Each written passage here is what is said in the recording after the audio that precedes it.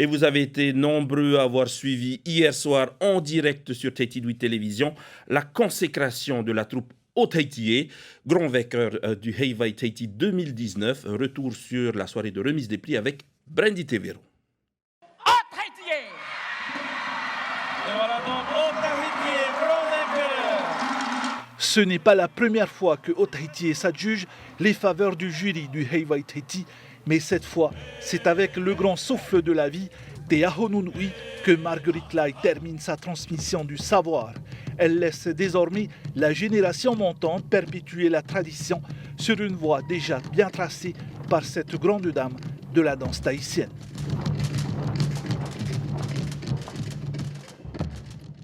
Le message que je dirais, je terminerai par ça, de dire à tout notre pays, pas seulement à ceux qui dansent, l'émotion existe aussi. Et dans cette émotion-là, elle parle de nous, de notre humanité.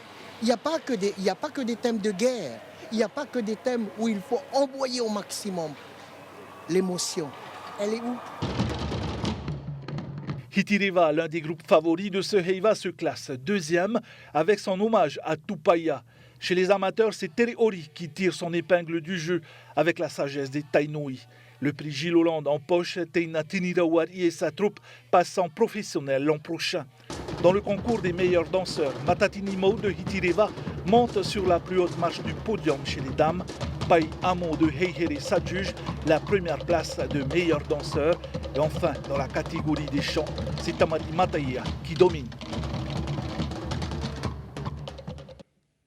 Et nous retrouvons tout de suite Jean-Claude Terey, l'auteur de Otaitié. Alors, Jean-Claude, vous avez décroché le prix du meilleur auteur, Tenania Tematawa, celui du meilleur compositeur, sans un texte solide, une musique solide. On ne peut pas remporter le Heiwa aujourd'hui.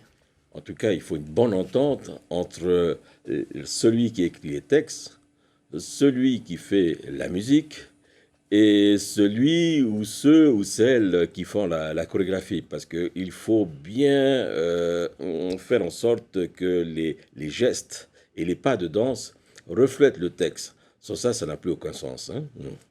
Et donc, là, pour revenir un petit peu à la soirée d'hier, est-ce que vous vous attendiez à tous ces prix-là pour Otaitié? Est-ce que vous attendiez à ce que, on va dire, vous fassiez mouche auprès du jury?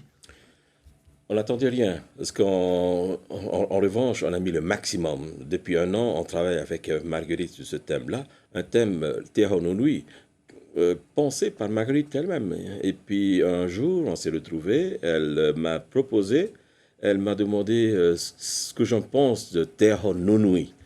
Et donc, à partir de là, j'ai commencé à travailler dès le mois de novembre l'année dernière. Hein.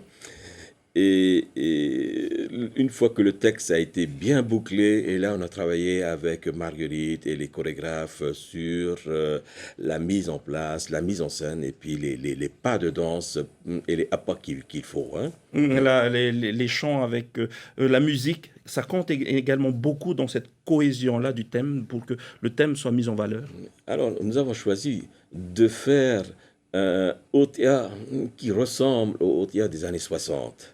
C'est-à-dire mettre à l'intérieur une musique qui était la musique de nos parents, c'est-à-dire des outés, beaucoup de patoto. Et je sais que les personnes âgées qui sont venues voir et qui ont connu les OTA des années 60, ils ont été émus, émotionnés par ce qui s'est passé à Tuata. C'était de la magie pour eux de retrouver le OTA de leur enfance. Concernant justement, là c'était un peu le thème de ma question suivante, concernant justement cette bataille entre modernité, maintenir la tradition, les pas, les taïris, les chants. Est-ce qu'aujourd'hui, avec l'expérience que vous avez avec Otaitié, c'est de plus en plus difficile de créer, ou c'est encore plus facile de créer, d'innover tout en restant dans la tradition? Alors, on peut faire les deux, c'est-à-dire la modernité, il ne faut pas freiner tout ça. Mais il faut faire attention à toujours conserver la tradition, c'est-à-dire ne pas déraper complètement.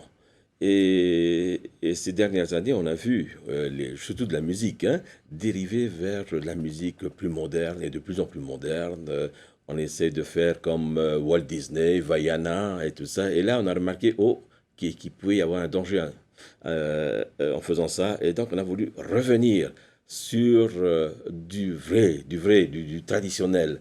C'est ce qu'on a fait avec Marguerite. Et je pense que elle a bien réussi à traduire cette volonté qu'on avait, cette passion qu'on a pour notre tradition. Oui, une toute dernière question, parce que là, normalement, le temps est écoulé. Une toute dernière question, est-ce que Jean-Claude Téliro-Terre reste avec Haute-Haïti, même si Marguerite Lai quitte le groupe?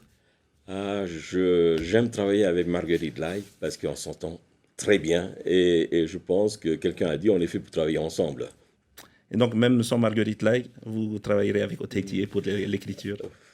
Je resterai à Haute-Haïti. Merci beaucoup. Et merci encore d'avoir répondu à notre invitation.